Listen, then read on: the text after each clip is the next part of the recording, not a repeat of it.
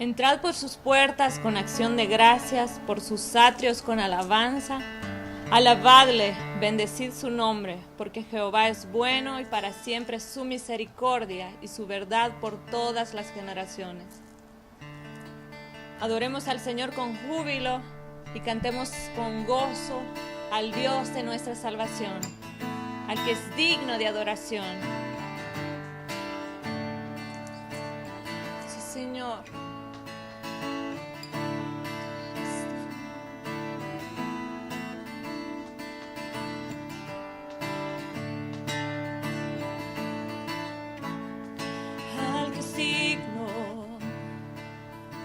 Adoración al que es inigualable,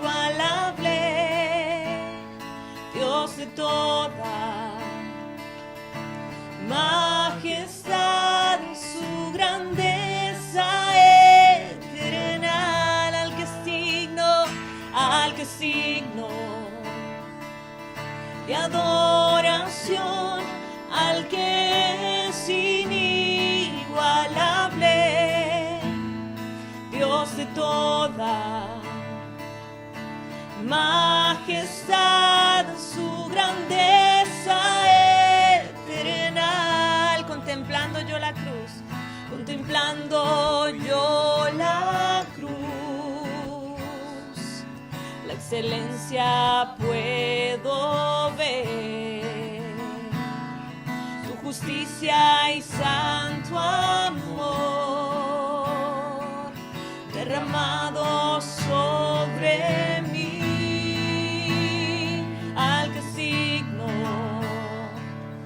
de adoración, al que es inigualable, Dios de toda majestad, su grandeza eterna, al que es digno de adoración, al que es inigualable, Dios de toda majestad, su grandeza eterna, herederos con Jesús de su reino celestial.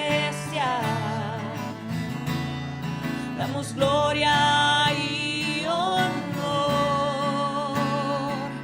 a nuestro bendito Dios,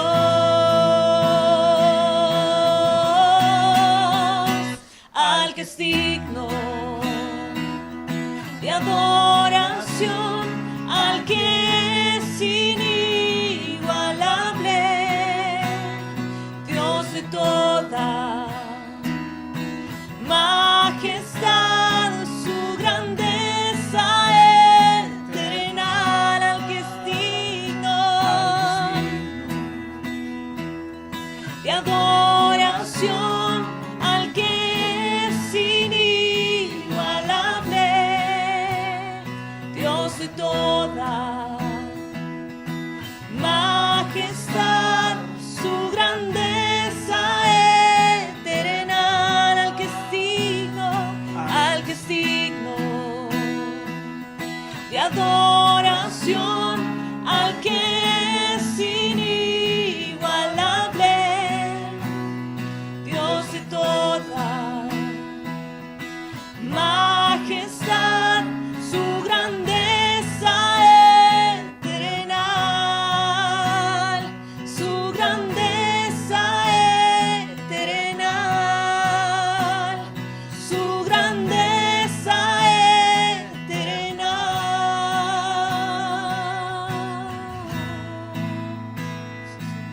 Tu reino es para siempre, Señor. Exaltamos tu nombre, oh Rey. No hay nadie como tú. Tú eres Dios de dioses, Señor. Tú estás sobre todo, Señor.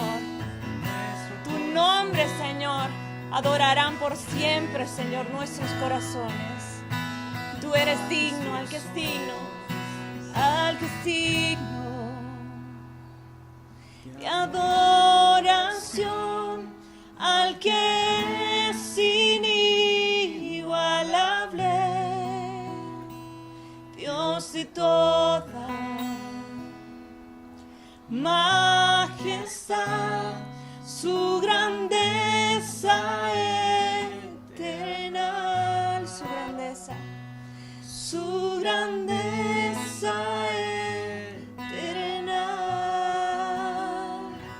su grandeza eterna. Amén. Gloria sea a ti, Señor.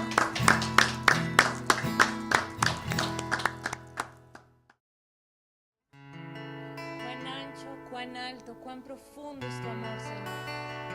Queremos cada día experimentar tu amor que excede todo conocimiento. Queremos ser llenos, Señor, de toda tu plenitud. Oh, qué amor.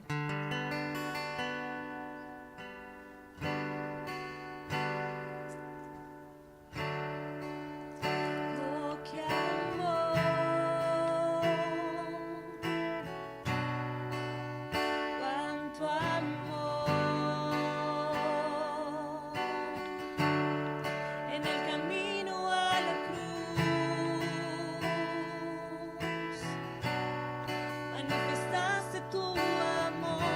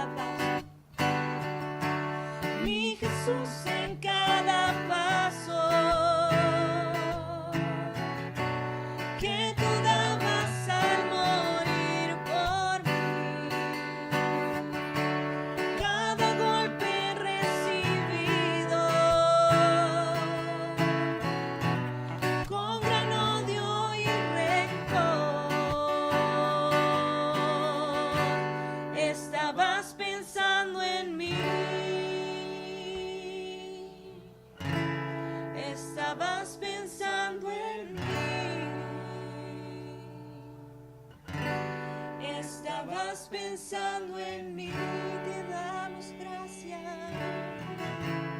Estabas pensando en mí, Señor. Estabas pensando en mí. Estabas pensando en mí. Estabas pensando en mí. Estabas pensando en mí. Amén. Gracias, Señor. Gracias, Jesús. Te aplaudimos, Señor, en agradecimiento.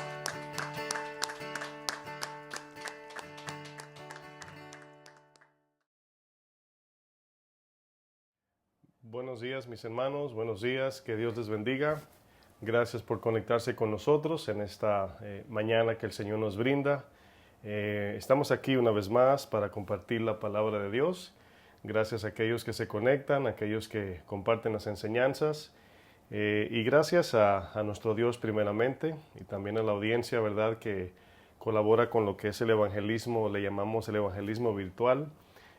Para que la palabra de Dios llegue a aquellos que están en lugares donde quizás no tengan iglesias o quizás no están siendo alimentados o aquellos que no conocen del Señor. Así que damos gracias a nuestro Dios por esa oportunidad y esa puerta abierta para que llegue el Evangelio. ¿Qué les parece si aprovechamos esta mañana el tiempo y vamos a continuar dentro de la serie que hemos estado compartiendo, Los temores del cristiano? Si alguien nos visita por primera vez, ¿verdad? Tenemos una serie los domingos llamada Los temores del cristiano. Y en esta mañana vamos a hablar de un tema que tiene mucho sentido en cómo tomamos decisiones, especialmente en el Señor. Y muchas veces el Señor nos llama al servicio, muchas veces el Señor nos pide que hagamos cosas. En muchos de los casos, cuando le pedimos a Dios algunas cosas en oración o en petición, Dios nos condiciona a hacer algunas cosas para poder llevar a cabo esa petición. Y muchas veces nos quedamos paralizados y no tomamos, ¿verdad?, la decisión por miedo a lo que hoy vamos a estar viendo llamado riesgo. En esta mañana voy a compartir este tema llamado Miedo al riesgo de la fe. Así se va a titular el tema que vamos a compartir en esta mañana. Miedo al riesgo de la fe. La pregunta que nos hacemos, ¿qué significa riesgo de la fe? El riesgo de la fe. Bueno, hoy vamos a ver muchos textos que nos van a ayudar a entender de que la vida cristiana no consiste en tomar decisiones a salvo. No sé si en inglés se dice playing it safe, ¿verdad? Es decir, tomar decisiones que podamos humanamente ver que no estamos arriesgando nuestra vida, arriesgando nuestros bienes, arriesgando nuestra familia. Y las decisiones mayormente las tomamos basada en ese sentido de seguridad. No nos gusta, y lo digo figurativamente, lanzarnos al vacío. Ahora, mientras preparaba este tema, ¿verdad?, mi mente se iba a tantos lugares diferentes de cómo podía presentar esta enseñanza. Y hay tantas enseñanzas en la Biblia acerca de tomar riesgos y debo identificar que es en la fe de Dios, en la fe sana que la Biblia nos enseña. No estamos en ningún modo diciendo, ¿verdad?, que literalmente nos lancemos al vacío. La palabra misma dice el Señor que no tentemos a Dios. Pero lo que estamos mirando es que la fe es una decisión de riesgos que tomamos, de riesgo. Yo recuerdo cuando, por ejemplo, era ya entrando en la adolescencia, en esa edad donde comienza uno, ¿verdad?, a mirar a las chicas, a las muchachas y todo eso. Yo recuerdo que salíamos entre amigos, ¿verdad? Íbamos a un lugar, al parque, como he mencionado anteriormente, ser un lugar donde nos reuníamos todos los amigos y todo eso. Y algo que me llega a la mente, me da un poco de risa, ¿verdad? Pero es un ejemplo de lo que estoy hablando. En los pueblos, especialmente en los pueblos pequeños, ¿verdad? Se conoce la muchacha linda del barrio, ¿verdad? La muchacha bonita de la escuela o el colegio. Y obviamente siempre los muchachos, ¿verdad?, se van hacia las más, ¿verdad?, según su concepto, la más linda, la más bonita. Y recuerdo que habían, entre varones, habían dos tipos de varones, dos tipos de muchachos que tenían, ¿verdad?, su forma de enamorarse.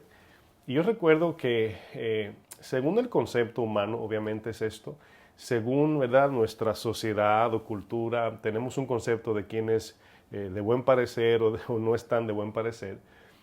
Los muchachos que se sentían, ¿verdad?, así lo debo decir, que no eran de buen parecer, los que se sentían como que no tenían vamos a decir, lo atractivo para enamorar a esta muchacha, se lanzaban, se arriesgaban.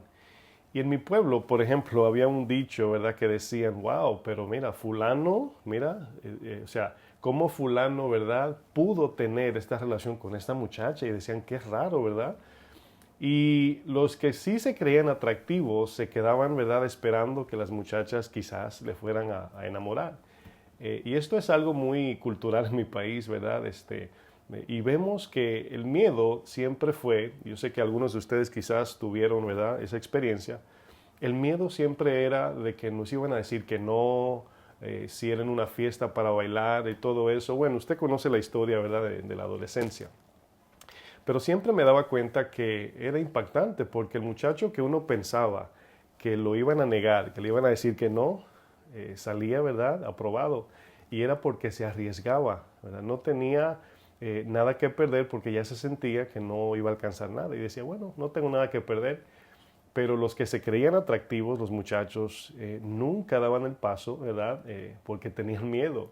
Y no sé, pero me llegó ese pensamiento porque era algo muy cultural en nuestro pueblo. Bueno, quiero leer un texto para iniciar en esta mañana esta enseñanza. Vamos al libro del sabio Salomón, Eclesiastés, capítulo 11. Vamos a leer dos versículos de este libro. Eclesiastés, capítulo 11, vamos a estar leyendo desde el versículo 4.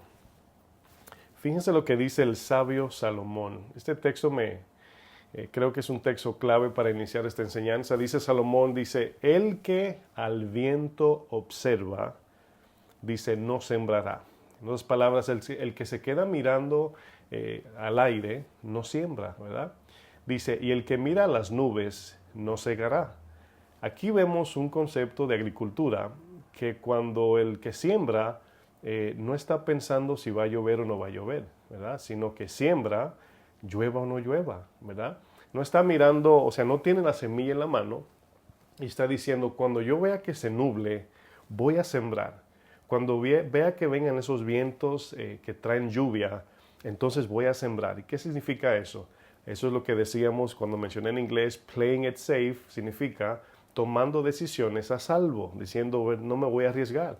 Bueno, dice el verso 5, dice, como tú no sabes, es importante esa palabra, como tú no sabes cuál es el camino del viento y cómo crecen los huesos en el vientre de la mujer encinta, dice, así, de la misma manera, ignoras la obra de Dios, el cual hace todas las cosas. ¿Qué está hablando aquí este texto? Bueno, una persona que al tomar decisiones espera primeramente que ver algo seguro, ¿verdad? Es lo que le comentaba, por ejemplo, con el ejemplo de la adolescencia cuando los muchachos se enamoran de las muchachas.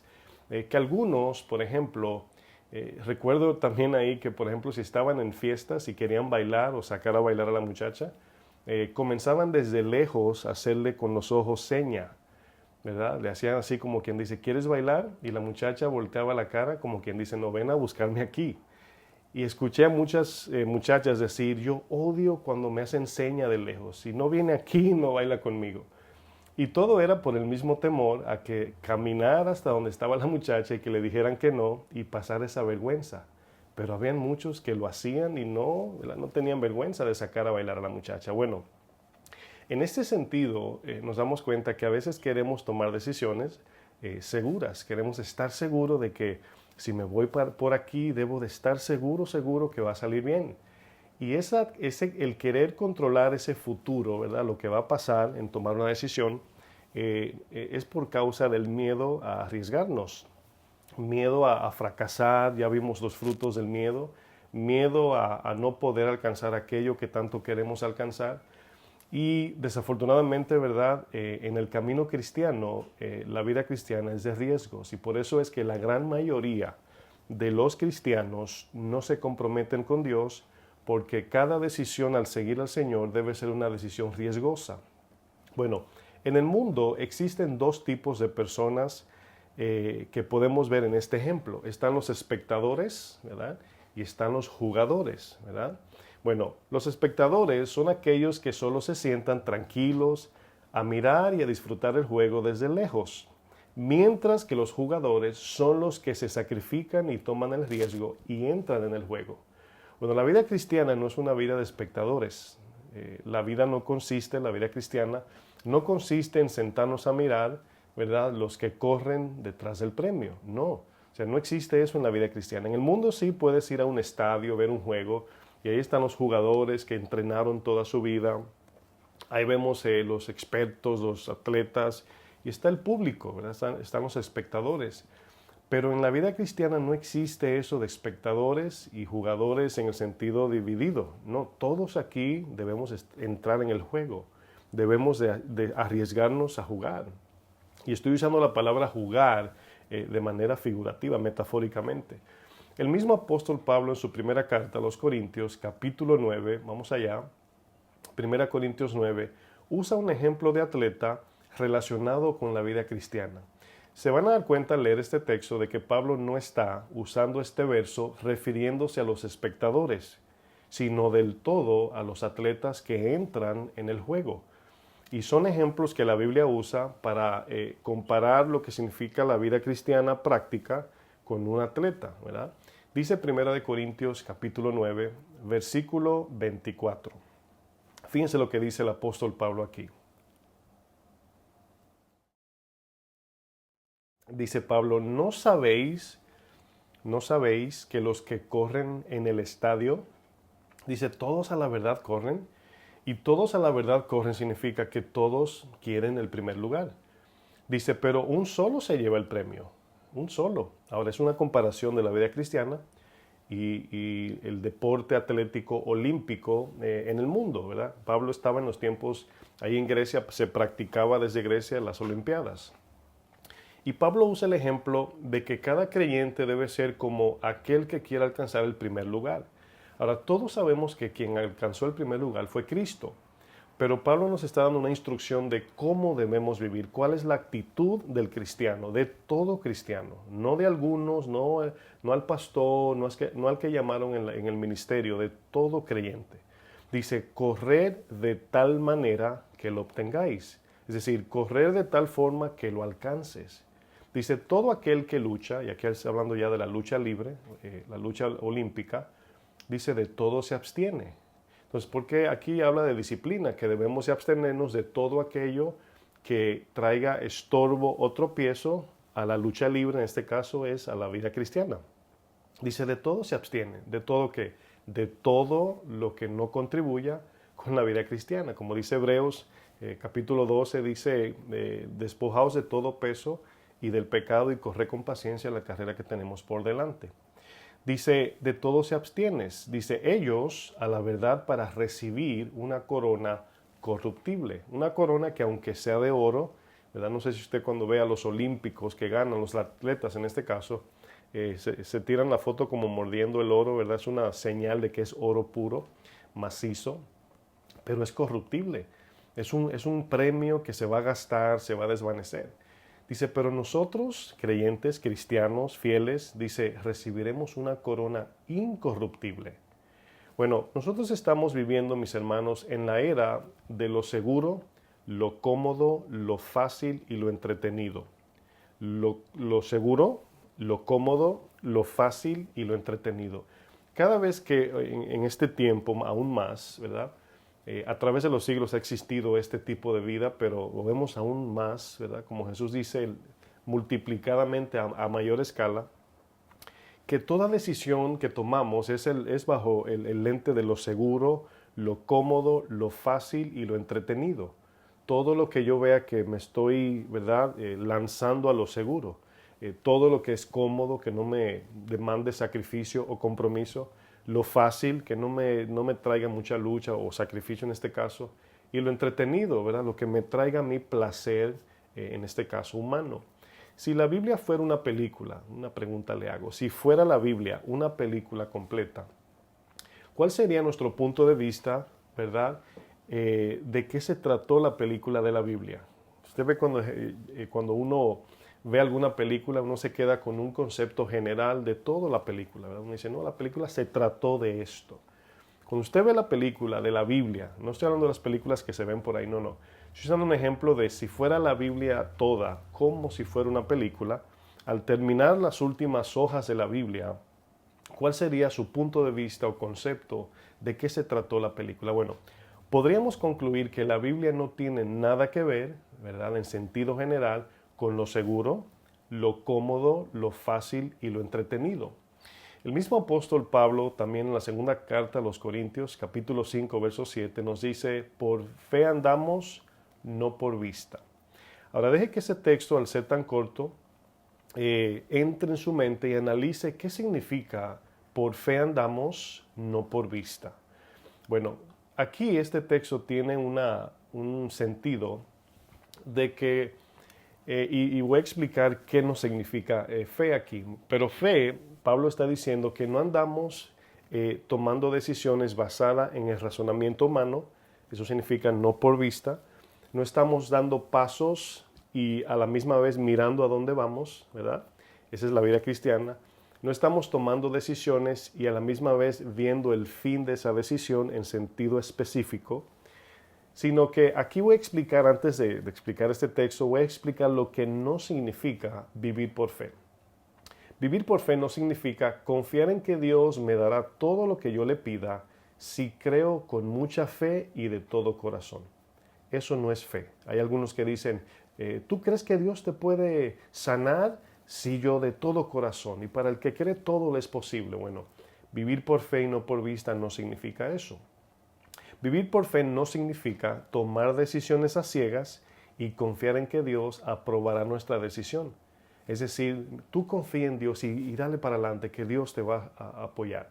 O Dios te va vamos a decir, a sustentar o te va a guardar y todo eso. Bueno, eso no significa en sí vivir por fe. Vivir por fe tampoco significa confiar en que Dios evite que nos enfermemos o enfrentemos oposición en este mundo. Ahora, si fuera todo esto que dije que no es fe, si fuese así, sería muy fácil la vida cristiana y sería cómoda, fácil, entretenida, ¿verdad? Y segura en sentido terrenal. Pero escuchamos las palabras de nuestro Señor Jesucristo y podemos concluir que evitar riesgos no es lo que la vida cristiana nos demanda. Vamos al libro de Mateo 16, a ver un versículo que, ¿verdad? Si usted lee la Biblia, usted conoce este texto. Mateo 16, 24. Fíjense las palabras de Jesús. Y son textos que aunque ya lo hemos visto, lo estoy alineando para que vean el concepto general de que la palabra de Dios nos enseña que vivir una vida cristiana no es basado en lo cómodo, en lo seguro, en lo fácil y entretenido. Eso nos conlleva a entender que la vida cristiana no es una vida de sentimientos, sino de mandamientos y obediencia. No es lo que siento hacer, es lo que debo hacer. Dice Mateo 16, versículo 24. Espero hayan todos llegado, si trajeron Biblia. Algunos andan con su teléfono, ¿verdad? Y en el teléfono dice, tengo la Biblia aquí y el YouTube, el Instagram y el Face ahí al ladito. Así que trate de no distraerse allí. Mateo 16, 24 dice, entonces Jesús dijo a sus discípulos, si alguno quiere venir en pos de mí, fíjense que el Evangelio es un llamado, es una invitación, si tú quieres, ¿verdad? Pero hay repercusión, hay, vamos a decir, hay problemas, consecuencias al decirle que no. Dice, niéguese a sí mismo. ¿Y qué es negarse? Es decirse que no a nuestra razón, deseo, intención y forma de ver la vida para poder seguir a Cristo. Dice, tome su cruz. Y aquí tomar la cruz obviamente habla de dolor. Es sinónimo de dolor. Cada vez que nos decimos que no, cuando queremos sí, duele. O sea, ahí estamos clavando la carne. Y luego dice, y sígame. Y luego dice el 25, porque todo el que quiere, ¿verdad?, salvar su vida la perderá. Y todo el que pierda su vida por mi causa la hallará. El concepto aquí de salvar la vida, el sentido que le está dando el texto, se sobreentiende que son aquellas personas que buscan su seguridad y su paz aquí en la tierra. Por eso Jesús en Mateo, ¿verdad? En Juan, perdón, dice, yo les doy mi paz, y luego dice, no como la da el mundo, ¿verdad? El mundo te dice que cuando tengas todas las posesiones materiales que tanto el ser humano quiere, entonces encontrarás paz. Bueno, ya hemos visto personas que tienen todo tipo de cosas materiales y no tienen paz. Las celebridades son un ejemplo muy claro porque tienen muchos millones, son muy famosos, mucha gente los sigue y muchos de ellos terminan en el suicidio. Ahora, aquí nos damos cuenta que este concepto que el mundo infunde en nosotros, de que el que tiene mucho es el que encuentra felicidad, es la razón por qué muchos no se niegan, no toman su cruz y no siguen a Jesús. Esa es la razón, porque tienen un concepto más mundano que bíblico. Y por eso Romanos 12 dice que transformemos nuestra forma de pensar para que también nuestro corazón sea transformado en nuestro modo de vivir. Hay una gran confusión al venir a Cristo, que muchos cristianos a lo mejor vivían en una vida basada en tomar decisiones seguras y sin tomar riesgos. Algunos así vivían, tenían su futuro asegurado, tenían su retiro asegurado, tenían todo planificado. Y todo esto que he dicho no es en sí pecado. Los retiros, ya hemos visto, he mencionado eso, el plan de retiro de cuando trabajas en un lugar es bueno, ¿verdad? Es una bendición de Dios, pero no estamos confiados en eso. Planificar el futuro es de sabios, pero no estamos confiados plenamente en eso. Hay que planificar, hay que agendar, hay que organizarse, ser disciplinado, todo eso. Pero confundimos a veces planificar el futuro con controlar el futuro. Esa es la diferencia.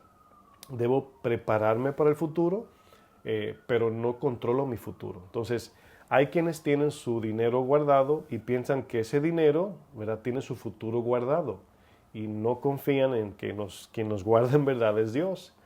Bueno, para muchos cristianos, tomar riesgos, escuche bien, tomar riesgos para muchos creyentes es sinónimo de imprudencia. Hay que ser sabio, ten cuidado. En el nombre de hay que ser sabio, muchos cristianos no sirven a Dios. No, hermano, hay que ser sabio, porque acuérdense, hay que pagar esto, hay que pagar aquello. Y sí, tiene cierto sentido eso, tiene cierta sabiduría de que, y luego lo vamos a ver. Pero para muchos cristianos tomar riesgos es sinónimo de imprudencia, es decir, lanzarse al vacío, digo esto figurativamente, cuando Dios nos manda, sería para muchos ser imprudente o falto de sabiduría. Mira, pastor, el Señor me está llamando por aquí, ¿verdad? Me está diciendo que haga esto, pero yo tengo un compromiso, yo tengo que alimentar a mi familia y yo tengo que trabajar y yo tengo que, mira, aquí lo importante entender es que no es el pastor que está llamando, que no es el vecino que te está diciendo, ¿no has considerado dejar tu trabajo y hacer esto? No, no, no. Cuando Dios te llama y tienes la certeza que Dios te está llamando a hacer algo, ya sea al ministerio al tiempo completo y dejar todo, o ya sea hacer algo en particular, que no siempre es tiempo completo, y tú estás en esa indecisión, es porque tienes miedo a arriesgarte, porque no confías en Dios. Entonces Dios es el que te va a llamar, no es el hombre, no es el pastor, no es tu líder, no es tu vecina, tu mamá. Es cuando Dios te dice. Ahora, cuando surge de ti la idea, ¿verdad? Hay quienes dicen, ay pastor, lo he escuchado, me gustaría servir a Dios a tiempo completo. Eso es un buen deseo. Todo el que anhela obispado, buena cosa desea. Pero hay que estar seguro que Dios está llamando, porque Dios no puede, vamos a decir, sustentar lo que Él no ha planificado. Es decir, si algún hombre o mujer crea su propia iglesia, su propio grupo, su propio ministerio sin que Dios lo llame, puede que la iglesia se llene, puede que sea bonita y grande la iglesia, puede que recolecten mucho dinero, puede que la palabra, ¿verdad?, la compartan, pero la gracia de Dios no está allí. Y por eso es importante esperar en el llamado, pero también cuando viene el llamado, arriesgarnos y decir, Señor, tú me estás llamando. Y Dios no es imprudente, Dios no es falto de sabiduría, Dios es Dios. Bueno, miremos algunos textos y analicemos si estas decisiones que algunos hombres y mujeres en la Biblia tomaron eran decisiones imprudentes. Vamos a ver unos ejemplos. Vamos al libro de Hebreos, capítulo 11. Hebreos capítulo 11, versículo 8. Vamos a leer el versículo 8 primero. Vamos a ver algunos textos en el mismo capítulo de Hebreos 11. Hebreos 11.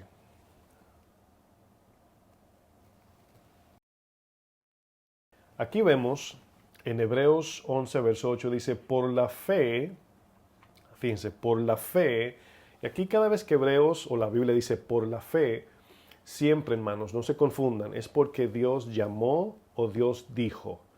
Es decir, no podemos decir, voy a hacer esto por fe a ver si Dios contesta. No. Fe es vivir conforme a lo que primero, repito, primero Dios dijo. Si Dios no te llama que salgas y tú sales, te vas por tu cuenta y eso es un riesgo imprudente. Si Dios te llama, entonces puedes decir, por fe tomo esta decisión riesgosa, pero hay que estar seguro que Dios habló. Entonces aquí dice, por la fe Abraham, siendo llamado, ahí está, siendo llamado, fíjense, Abraham no dijo, por fe voy a hacer esto para Dios y a ver qué pasa, no. Por la fe Abraham, siendo llamado, obedeció, fíjense aquí la decisión riesgosa, para salir al lugar que había de recibir como herencia y salió, fíjense, tomó la decisión sin saber a dónde iba. Pastor, ¿cómo que Dios le dijo, verdad, que haga esto y usted ni sabe a dónde va? Hay veces, por eso es que hay que estar seguro que Dios habló. Bueno, dice Hebreos más abajo, Hebreos 11, verso 24, aquí vamos a ver nuestra seguridad, vamos a decir, económica o financiera, nuestra seguridad en las cosas materiales, cómo en un momento por seguir al Señor la podemos perder toda. Aquí vemos a Moisés en el verso 24, en el mismo libro de Hebreos. Dice, por la fe Moisés, hecho ya grande, ¿verdad? Hecho ya grande. Moisés en gran posición en Egipto, ¿verdad? Era hijo de la hija del faraón. Hijo de la hija del faraón, así lo adoptaron. Dice, rehusó llamarse hijo de la hija del faraón. Rehusó esa posición. Imagínate la familia de Moisés. Moisés, ¿te vas al desierto? Moisés, en el desierto no hay plátano, en el desierto no hay tacos, en el desierto no hay pizza, no hay hamburguesa, en el desierto no hay, ¿verdad?, agua. Bueno, aquí es un paso de fe riesgoso, pero Dios llamó. Dice, escogiendo antes ser maltratado, ese es el miedo al riesgo, o sea, no Moisés, sino por eso le tememos, porque es un maltrato a nuestra, vamos a decir, posición de vida. Dice, ser maltratado con el pueblo de Dios que gozar de los deleites temporales del pecado. Fíjense que Moisés estaba a cargo de cientos de miles de hebreos que salieron de Egipto y también habían allí extranjeros. Y no se imagina, en un momento Moisés, el hombre manso, más manso de la tierra, aparte de Jesús, se enojó y le dio un palo a la roca, golpeó a Jesús, por así decir. Y por causa de la soberbia de esta gente, Moisés no me imagino cómo vivía Moisés. Bueno, ese es el sufrimiento que recibió. Más abajo vemos otro ejemplo. Vamos a ver el verso 31. Aquí una mujer tomó una decisión riesgosa. Dice, por la fe Rahab, la ramera, no pereció juntamente con los desobedientes, habiendo recibido a los espías en paz. Ahora, yo quiero que ustedes noten, no pierdan el hilo de esto. En toda decisión, ¿verdad?, tanto riesgosa como segura, enfrentaremos un problema al negarnos a la una o a la otra. Si yo, por seguir al Señor, escúcheme bien, decido negarme a este mundo, bueno, el problema va a ser que la gente me va a aborrecer. Los no creyentes, los que están en desacuerdo con mi fe, me va a traer conflicto. Pero si rechazo a Dios, entonces estoy en una posición mal con Dios. Rahab estaba bajo la amenaza del rey de Jericó. Si el rey se daba cuenta, la mataban, es decir, arriesgó su vida al esconder los espías, pero ella tuvo más temor de Dios que el rey de Jericó. Entonces ella misma dijo, hemos escuchado, ¿verdad?, lo que Dios le ha hecho a los amorreos, ¿verdad?, a los que venció, cómo abrió el mar en dos, y hemos visto, y el corazón de los hombres ha desfallecido porque hemos escuchado lo que Dios ha hecho. Entonces Rahab, por la fe, tuvo más temor a Dios que al rey de Jericó. Pero Rahab no tomó esa decisión diciendo, estoy más segura en Dios. No, en el sentido humano. Ella dijo, me pueden matar, Pero yo prefiero morir en Dios, el Dios más poderoso, que morir en manos de este rey. Mateo 4:19 es otra decisión riesgosa que vemos en la Biblia. Dice Mateo 4, versículo 19. Vamos allá.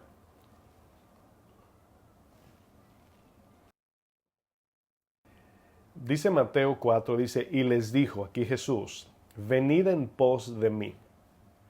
Esa palabra venir en pos de mí habla de seguir a Jesús con la vida, ¿verdad? En pos de mí. Dice, y os haré pescadores de hombres. Ellos entonces, dejando al instante las redes, les siguieron.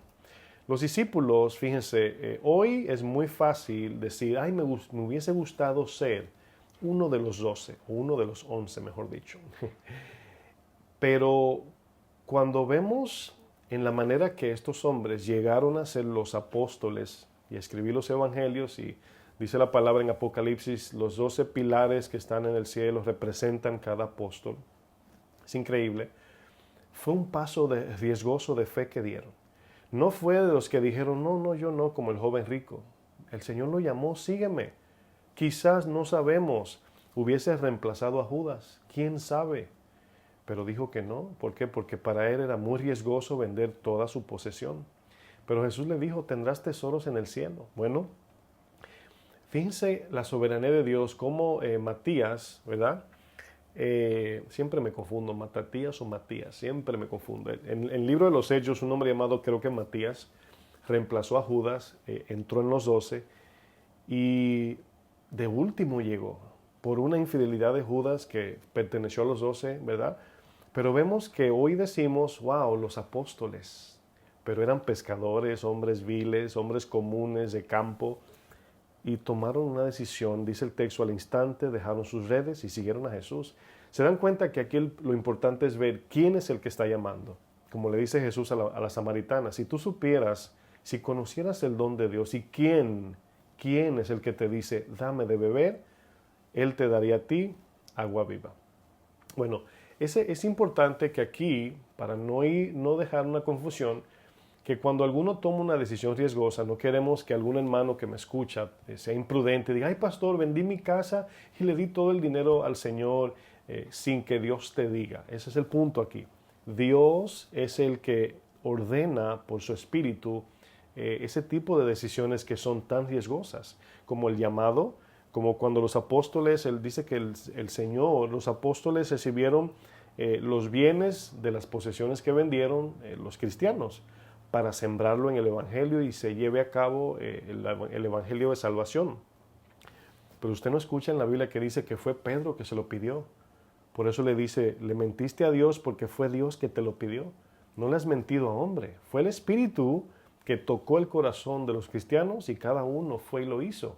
No fue el pastor, no fue Pedro ni Santiago, no. Por eso es importante aquí, hermanos, que si nos arriesgamos en cualquier tipo de decisión como creyentes, estemos seguros que fue Dios que me dijo. Estemos bien seguros, muy seguros, y por eso la palabra es importante para identificar cuando Dios nos habla. Miren, arriesgarnos fuera de la voluntad de Dios es imprudente. Arriesgarnos fuera de la voluntad de Dios es imprudente. Pero tomar riesgos cuando Dios nos llama es de sabios. Y aquí lo importante de lo que estamos hablando es que debemos saber que Dios, cuando Él nos llama a tomar decisiones arriesgadas, como cuando le dijo Moisés, preséntate ante Faraón y yo estaré contigo, era riesgoso Moisés tomar la decisión, pero hubiese sido imprudente si esto fuese idea de Moisés sin que Dios le haya dicho. Y aquí es donde vemos el problema de que muchos cristianos piensan que pueden vivir una vida, muchos dicen, yo no voy a la iglesia, yo desde mi casa veo la prédica, cuando se puede uno congregar, claro. O yo como que eso de servir, yo mejor prefiero estar aquí en la sombra, ¿verdad? O yo prefiero, yo no puedo lidiar con gente, pastor, yo no sé cómo usted lo hace. Bueno, esto no es cuestión de que quiero o no quiero. Es cuestión de que si nosotros decimos que ser cristianos y Dios nos ha llenado de amor, lo primero que sale es el servicio.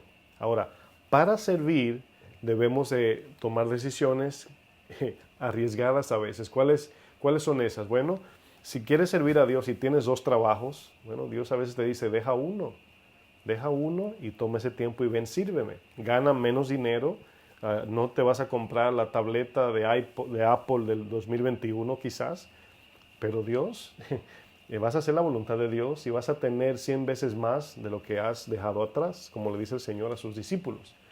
Miren, la palabra nos enseña claramente en Hebreos incluso 11:6, no hay que buscarlo ese texto, pero para que lo tenga como referencia, dice que es imposible agradar a Dios sin fe. Es imposible agradar a Dios sin fe. Yo le agrego a este texto algo.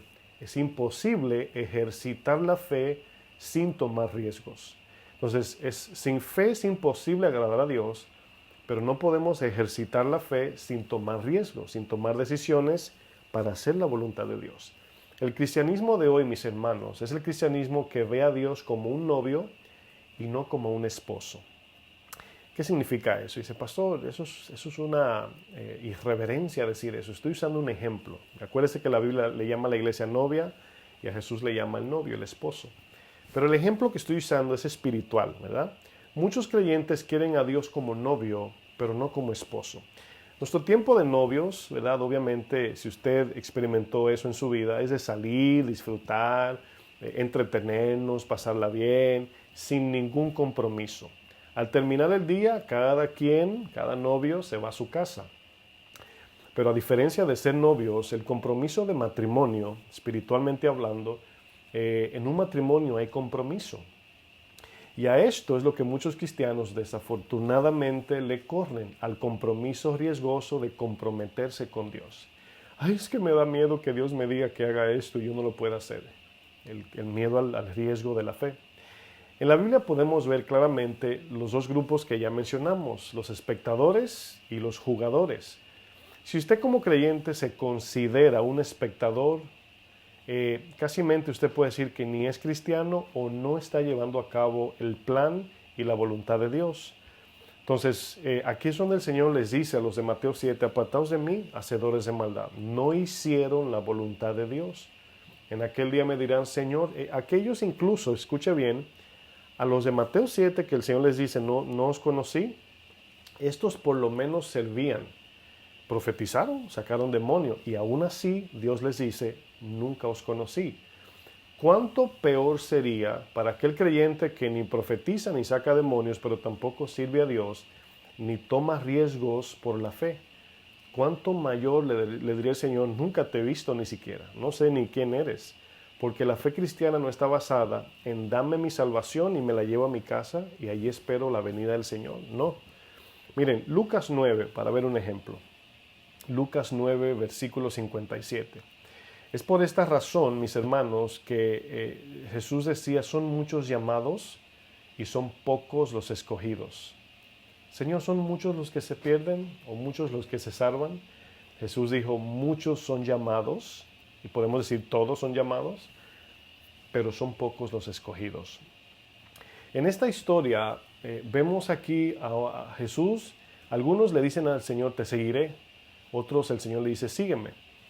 Pero aquellos que querían seguir a Jesús ya habían escuchado el Evangelio, habían visto los milagros, ¿verdad? Pero vemos aquí un problema de decisión entre estos que vamos a ver en este texto. Es un problema de que al escuchar el Evangelio dicen, quiero seguir al Señor, pero tengo algo que atender, ¿verdad? Bueno, quizás, no sabemos, aquí algunos pueden ser acomedidos, aquellos que quieren autoinvitarse. Pero aquí lo que sí vemos es que Jesús está viendo el corazón de estos hombres. Esa es la idea. Mirando dónde está el corazón de los hombres que escucharon el Evangelio. Dice Lucas 9, verso 57. Dice, yendo ellos, ¿verdad? Los discípulos, Jesús dice, uno le dijo en el camino, Señor, te seguiré a donde quiera que vayas, ¿verdad? Este espíritu de campeón. Pero Jesús le da, en mi país le decimos, le da en el clavo, significa, le da en el corazón exactamente como al joven rico, ¿verdad? Vende lo que tienes y ahí salió. Ay, no, Señor, eso no. Entonces el Señor siempre nos va a pedir esa cosa que tenemos en el corazón que nos trae paz y seguridad, porque si eso no sale, Cristo no puede entrar. Entonces por eso La palabra dice en Lucas 11, dice, cuando el espíritu inmundo sale del hombre, dice que la casa queda barrida y ordenada. ¿Para qué? Para recibir al espíritu.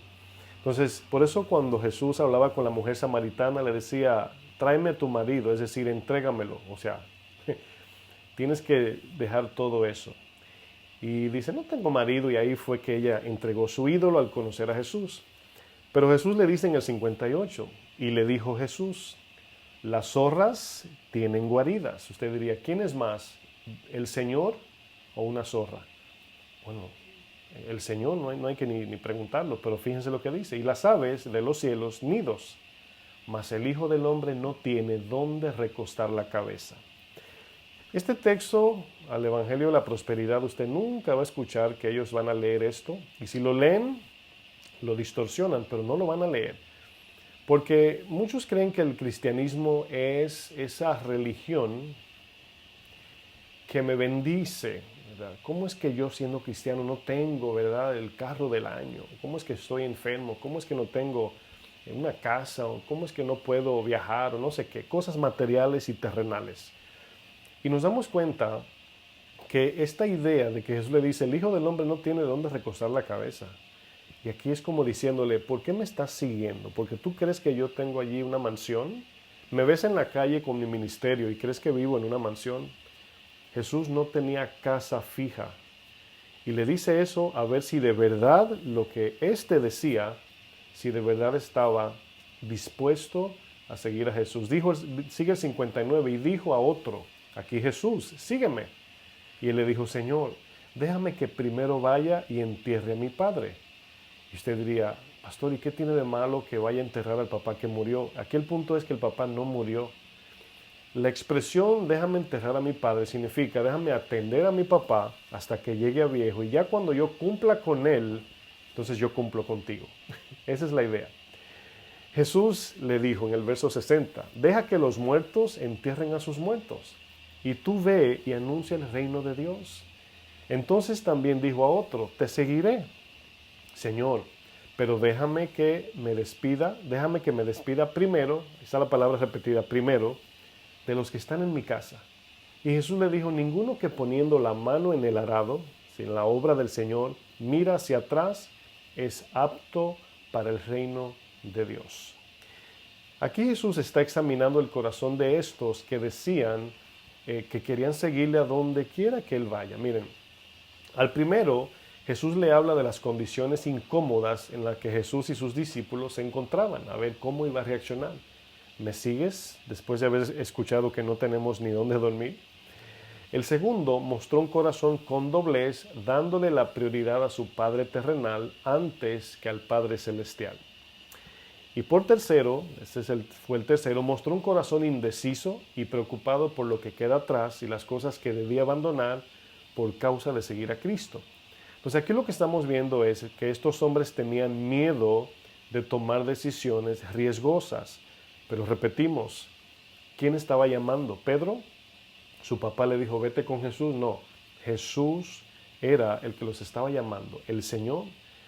Miren, aquí sin ninguna duda nos damos cuenta que todas estas decisiones eran riesgosas.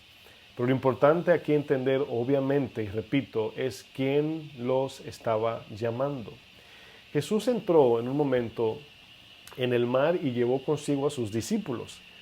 Y allí Jesús quería que ellos aprendieran el camino de Cristo, que este camino cristiano era un camino lleno de riesgos. Eso es lo que Jesús estaba haciendo, discipulándolos, viendo cómo es este camino. Y por eso vemos que muchos le seguían, y a medida que iban viendo desenrollarse la verdadera vida cristiana, poco a poco se iban alejando.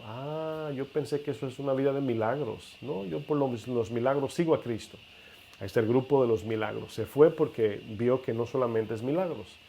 Luego ve el otro, dice, no, yo pensé que el Señor, esta vida era de multiplicación de panes y peces. Y luego Jesús le dice, no, yo soy el pan de vida. Y cuando ve que ya no pueden recibir eso, dice, algunos discípulos dejaron a Jesús. Y el grupo se fue disminuyendo hasta quedar estos 11. Y el Señor les dice, ¿se quieren ir también? ¿Quieren irse? Y Pedro le dice, Señor, ¿a dónde iremos si solamente tú tienes palabras de vida eterna. ¿A dónde iremos? ¿Quién nos dará vida eterna? Eso nos dice, hermanos, que la vida cristiana para el creyente, lo más importante a enfocarse es la vida eterna. Los milagros a veces se llevan a cabo, a veces no. A veces Dios hace milagro, a veces no lo hace. A veces te suple lo que tú le pides, a veces no te suple. A veces te sana, a veces no te sana. Pero si de algo estamos seguros es que siempre, siempre, al 100% Dios quiere salvar tu alma. Aquí nos damos cuenta que cuando Jesús lleva a los discípulos a enfrentar esta tempestad cuando cruzaban al otro lado, aquí vemos que si ellos no podían enfrentar la tempestad, ¿verdad? Y confiar en Jesús, tampoco iban a poder enfrentar la persecución que ya venía de camino. Uno de los discípulos que muchas veces criticamos por su reacción impulsiva y sus decisiones arrebatadas es Pedro. Pedro lo usamos como un prototipo de imprudente. Es cierto, hizo muchas cosas imprudentes. Pero si algo aprendemos de Pedro, hermanos, ese Pedro antes de la cruz, ese Pedro impulsivo, emocionado, autosuficiente, lanzado, ¿verdad? El que más hablaba y el que primero hablaba. Si algo aprendemos de Pedro era que tomaba riesgos. Ahora, yo no estoy diciendo que usted sea imprudente a ver qué le cae, no. Lo que estoy diciendo es que muchas veces debemos o tendremos que tomar decisiones que van a parecer hasta fracasos, imprudencias. Pero aquí hay un punto muy, muy importante que vamos a ver. Vamos a Mateo 14, verso 25. Vamos a ver un ejemplo. Vamos a ver Mateo 14, versículo 25.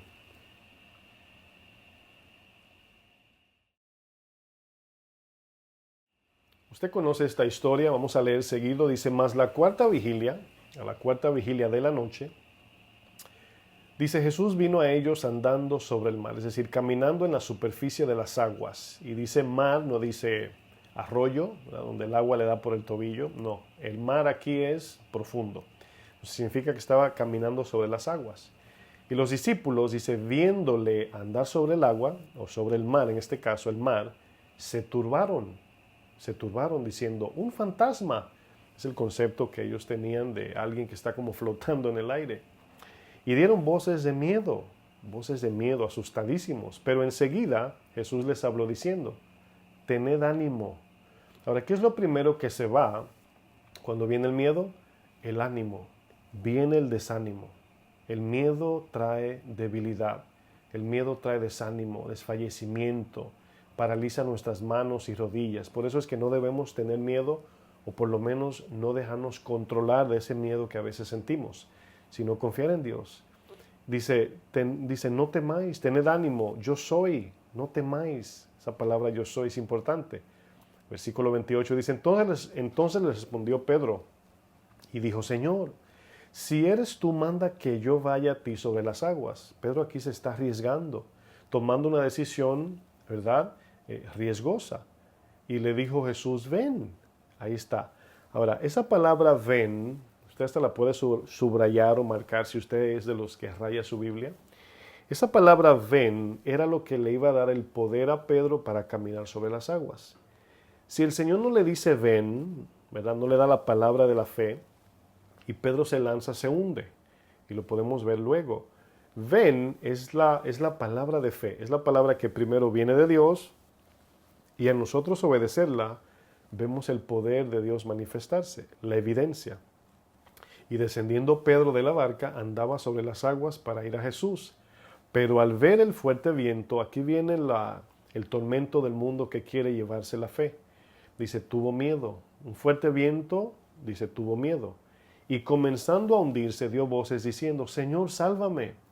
Hemos dicho anteriormente que Pedro era pescador. ¿Se le habrá por el miedo también olvidado nadar? No sabemos. Dice, al momento Jesús extendió la mano, asió de él, es decir, lo agarró y le dijo, hombre de poca fe, ¿por qué dudaste? Y cuando ellos subieron en la barca, Jesús y Pedro, obviamente, se calmó el viento. Entonces los que estaban en la barca vinieron y le adoraron. Obviamente al ver el poder de Dios, siendo Jesús Dios, le adoraron. Eso es lo que sabe. Por estos textos sabemos que Jesús es Dios. Le adoraron. Es idolatría adorar a otro Dios, dice la Biblia. Un Dios, le dice el Señor, tu Dios Israel, oye Israel, un Dios, como dice, oye Israel, Jehová tu Dios, uno es, no dos. Entonces aquí sí le adoraron y el Señor no le dijo que no le adoren, es porque Jesús es Dios, diciendo verdaderamente eres hijo de Dios. Bueno, aunque los discípulos fallaron al Señor, escuche esto lo que voy a decir, aunque los discípulos fallaron al Señor por su falta de fe, esto no quiere decir que fallaron al plan de Dios. Usted dice, ¿cómo, pastor?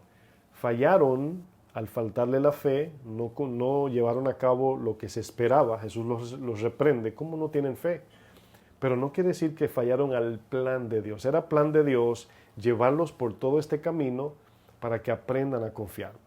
Estas pruebas que Jesús permitía que ellos experimentaban tenía que ver con todo el plan de Dios en lo absoluto. Aprendieron primero a fallar y esto les permitió aprender a confiar. Aprendieron a fallar, esto les permitió aprender a confiar. Es decir, Pedro le dice, Señor, mi cabeza doy por ti, ¿verdad? Pedro va y trata de ir a representar a Jesús y defenderlo y se dio cuenta que no pudo. Falló, esa falta lo conllevó a aprender que debe en todo tiempo confiar en Dios. Una vez recuerdo y he compartido esto anteriormente, son cosas que Dios permite. Vino el pastor Toño Ortiz en una conferencia de servidores que teníamos hace unos años ya. Y cuando él vino teníamos mucho ajetreo, estábamos para aquí y para allá. Y llegó el momento del servicio y me tocó presentarlo para que él comience a predicar. Y recuerdo ese día, estaba tan ocupado que se me olvidó totalmente orar, ¿verdad? Y todo cristiano que no ora le está diciendo a Dios, no, tranquilo Dios, yo puedo con esto solo. Fue lo que yo hice. Y ese día recuerdo que cuando me tocó presentarlo, fíjense, yo predico normalmente 1 hora, 1 hora y 10 minutos, y presentar al pastor Toño en ese momento era nada más 1 minuto. Y el Señor me enredó la lengua. No me salían las palabras, el pastor no me salían las palabras. Y el Señor ahí me recordó, estás actuando en tu capacidad. Y desde ese día, mis hermanos, hace ya de eso, me imagino que 4 años, 3 años y algo creo, desde ese día nunca he predicado sin orarle y pedirle a Dios que no me falte su gracia, desde ese día. Bueno, eso estaba en el plan de Dios para darme una instrucción. Bueno, el Señor sabía que iban a fallar, Él sabía que Pedro se iba a hundir al ver eso, no tenían la capacidad. Pero aquí vemos que al venir el Espíritu Santo, luego iban a poder cumplir fielmente el propósito de Dios por gracia. Pero vemos algo bueno de Pedro, que Pedro tomó riesgos. Fueron imprudentes, muchos de ellos sí, pero muchas veces cuando no queremos arriesgarnos, ni lo uno ni lo otro, ni fallamos ni cumplimos, porque no hacemos nada por temor a fallar. La fe verdadera siempre nos llevará a tomar riesgos que humanamente no podremos cumplir o lograr. Pero al confiar en Dios es la parte donde quiero enfatizar y en su gracia capacitadora podremos llevar a cabo la voluntad de Dios. Miren, por ejemplo, en tiempos, quiero hablar de una historia para ir sobre el final. En tiempos del reinado de Asuero había un hombre maligno, tipo así anticristo, llamado Amán, así se llamaba. Este hombre Amán, ¿verdad? Odiaba al pueblo de Dios, odiaba a los judíos. Este Amán era segundo después de Asuero, rey de Persia. Era el segundo, así como José en un tiempo fue el segundo ante Faraón. ¿Verdad? Planificó matar a todos los judíos. Pero un hombre, ¿verdad? Justo, llamado Mardoqueo, este Mardoqueo era primo de Hadasa, la luego llamada Esther. Esther antes de llamarse Esther, o el nombre hebreo de Esther es Hadasa.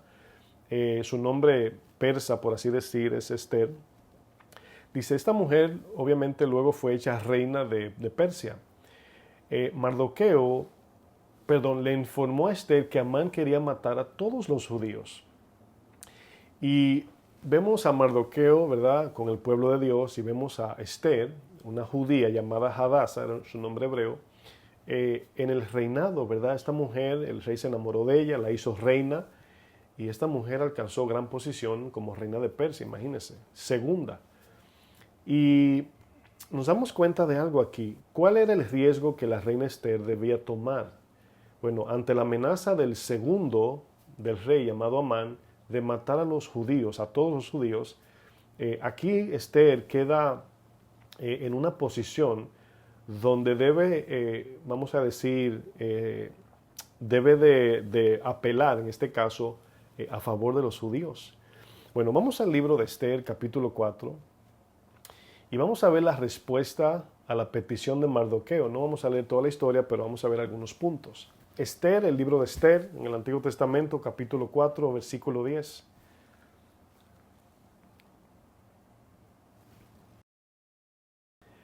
Fíjense aquí la respuesta de Esther a Mardoqueo. Mardoqueo le envía un mensaje a ella de que este Amán quiere matar a los judíos. ¿Y qué dice Esther al recibir el mensaje de su primo? Mardoqueo era primo de Hadasa, en este caso Esther. Dice, entonces Esther dijo a Atac que le dijese a Mardoqueo, tenían un mensajero, ¿verdad?, que les traía y llevaba mensaje. Todos los siervos del rey, dice Esther, y el pueblo de las provincias del rey saben que cualquier hombre o mujer que entra en el patio interior para ver al rey, escuche bien, sin ser llamado, esto lo conecto como a la palabra de fe, sin que Dios diga, eso me llevó ahí. Dice, sin ser llamado, una sola ley hay al respecto a él, ha de morir. Es decir, si alguien se presenta ante el rey sin que el rey lo llame, muere irremisiblemente, lo matan los soldados seguido. Ahora, ¿cuál era el riesgo? Que Esther tenía que hablar con el rey rápido, sin que el rey la llame. Dice ella, salvo aquel quien el rey extendiera el cetro de oro representa la gracia del rey, dice, el cual vivirá. Y yo no he sido llamada para ver al rey estos 30 días, en un mes, no me ha llamado. Entonces, aquí vemos que la reina Esther, la vida de los judíos estaba ahora en manos de la reina Esther. Pero si ella no estaba dispuesta a tomar este riesgo y presentarse ante el rey Asuero, todos los judíos iban a morir por mano de Amán. Bueno, todo creyente que quiere vivir para agradar a Dios, todo el que dice, pastor, yo quiero vivir para la gloria de Dios, ¿verdad? Se escucha mucho eso. Se va a encontrar con un Amán y un rey Asuero en su vida, la amenaza y la esperanza. Pero los dos van a infundir un temor, porque aquí Esther está entre medio del temor de la amenaza de Amán o el temor de la autoridad del rey, que la puede matar si el rey no muestra favor y gracia. Y como intermediarios y embajadores y luz del mundo, ¿verdad?, enfrentaremos la amenaza de Amán y el temor del rey Asuero. Dos temores diferentes, ¿verdad? Pero uno de estos dos temores, como bien hemos estudiado, va a traer vida y el otro temor va a traer muerte. Y nos damos cuenta, hermanos, que si no nos arriesgamos a morir por mano del rey, ¿verdad?, nos podemos rendir y morir por mano de un anticristo, en este caso Amán. Vamos a ver a continuación Esther capítulo 4, verso 13. Aquí vemos un punto importante. Dice, entonces dijo Mardoqueo que respondiesen a Esther. Ahora bien, este texto que vamos a leer, obviamente, en su contexto, es la primera vez que Mardoqueo le manda el mensaje a Esther, ¿verdad? Y Esther le dice, lo que leímos, le dice, no puedo ir donde el rey, ¿verdad?, porque me va a matar si me presento así. Entonces, Esther sabe que es riesgoso presentarse ante el rey. Y aquí dice ella, no creo que pueda hacer eso. Si yo me parezco ante el rey, me mata. Y aquí vemos Mardoqueo. ¿Quién es Mardoqueo o qué representa Mardoqueo?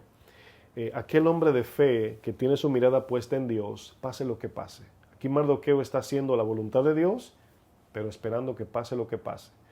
Y le dice a su prima Esther, dice Mardoqueo a Esther, dice, no pienses que escaparás en la casa del rey más que cualquier otro judío. Y dice, porque si callas absolutamente en este tiempo, respiro y liberación vendrá de alguna otra parte para los judíos. ¿Qué está diciendo? Mira, Dios es soberano, Él prometió la descendencia de los judíos como pueblo escogido por Dios. Amán, aunque quiera matar a los judíos, el Señor es soberano. El Señor va a proteger, aunque sea un judío, para mantener su linaje. Esa es la idea. Y aquí Mardoqueo está apelando, no está confiando en Esther, está confiando en Dios. Pero Esther viene a ser este instrumento que debe tomar una decisión riesgosa. Dice, liberación vendrá de alguna otra parte para los judíos, si tú no haces nada. Dice, mas tú y la casa de tu padre pereceréis.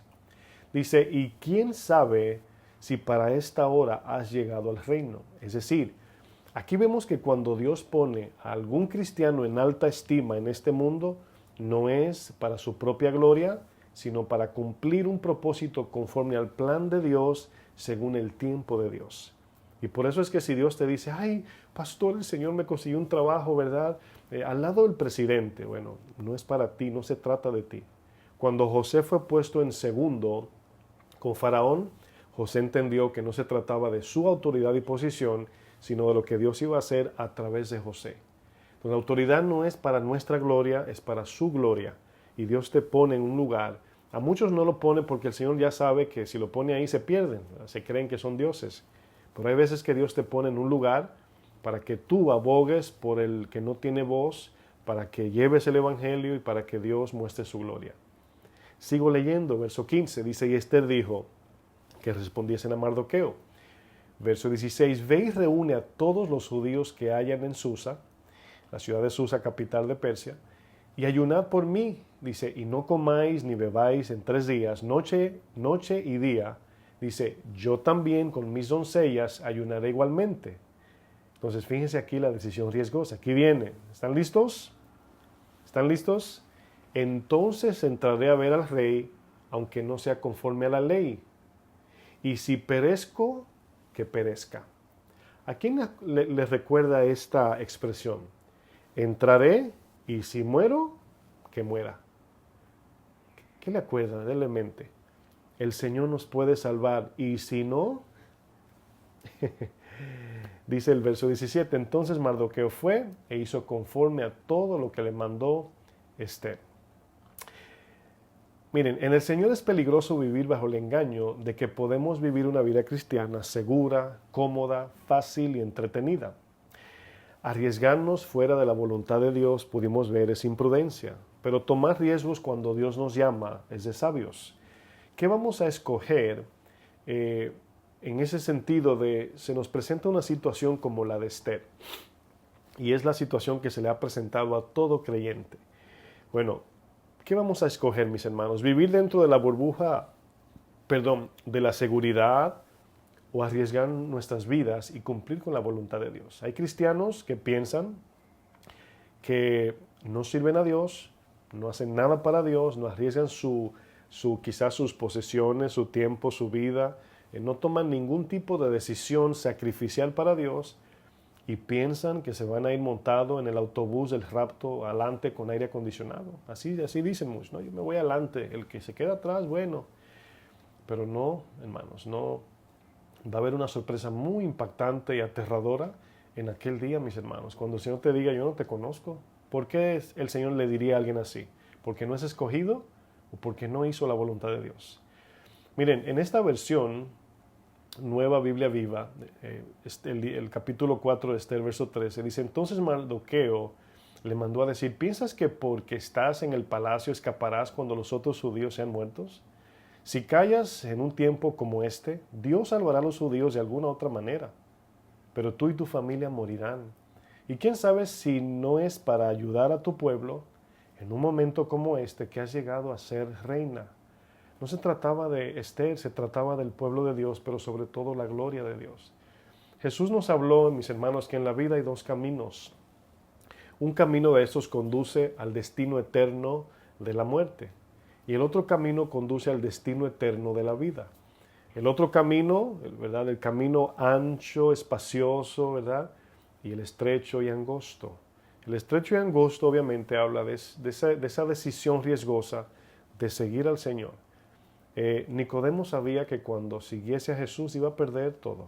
Iba a perder su posición como líder de Israel ante la gente, su autoridad en el Sanedrín lo iban a sacar, pero tomó la mejor decisión. ¿Fue riesgosa? Totalmente.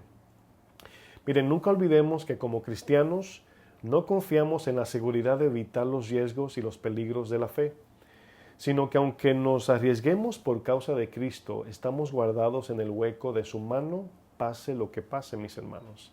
Si usted le tiene miedo a perder, a arriesgarse por cosas de esta vida y no sigue a Cristo, será muy lamentable cómo va a repercutir a la eternidad esa mala decisión.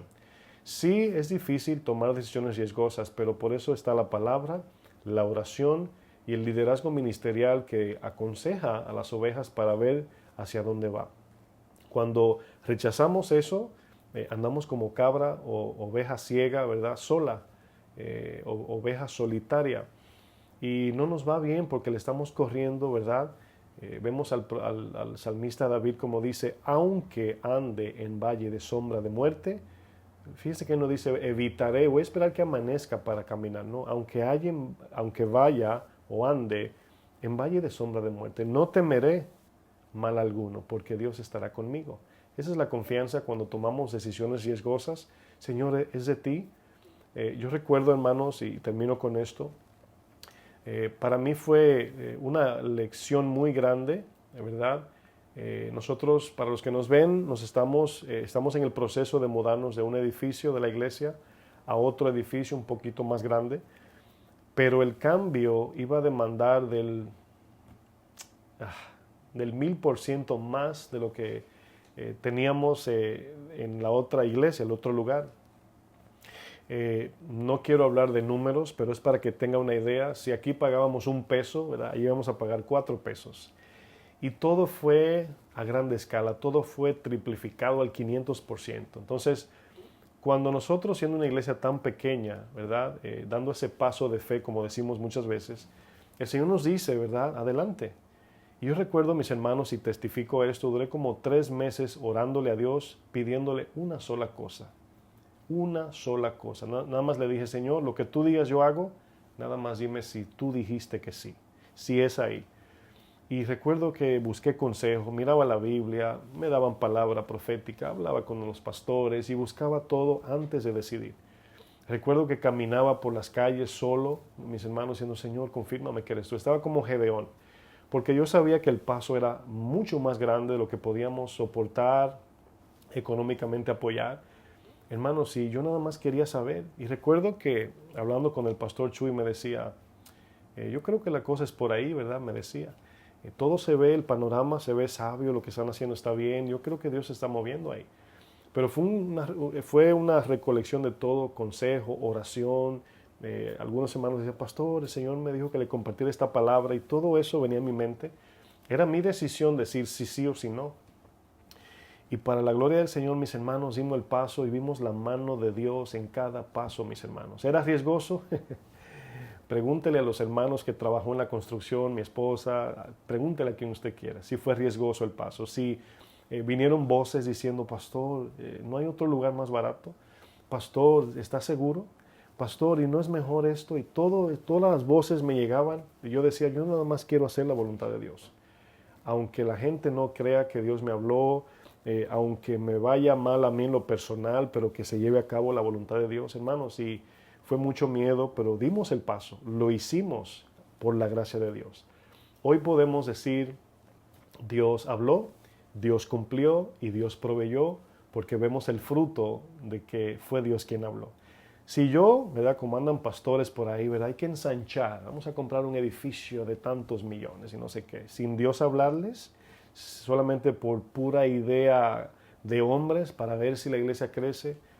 No, mis hermanos, yo estoy en paz de que hicimos lo que Dios nos dijo y Dios no fue infiel ni en un segundo. Testifico esto porque muchos no creen que Dios es fiel. Aunque canten, Dios es fiel, aunque lo canten, no creen que Dios es fiel. Y yo les puedo testificar, mi esposa puede testificar, los hermanos que trabajaron en la iglesia pueden testificar, los que apoyaron en oración, los que apoyaron financieramente, yo sé que el Señor obró. Así que este camino es de riesgos, vendrán más decisiones que debemos tomar, esa no es la única ni la última, y debemos estar listos, preparados para que Dios nos dé la sabiduría, la gracia y podamos estar seguros que Él nos habló. Padre, en el nombre de Jesús, Señor, gracias por tu bondad, gracias por tu palabra, Señor. Te pedimos que tu Espíritu añada lo faltante, Señor, y que en cada decisión estemos seguros de que tú nos has hablado. Confiaremos, Señor, una vez tú nos des la orden y nos diga, adelante, ven, como le dijiste a Pedro, caminaremos sobre las aguas. Confiados en ti, descansado en ti, con una intención de agradarte a ti, Señor, no buscando nuestro beneficio egoísta, sino para tu gloria, sabremos si es tu voluntad o no, Padre. En el nombre de Jesucristo, Gloria a Dios. Que Dios les bendiga, mis hermanos. Pase bonito resto del domingo y seguimos adelante.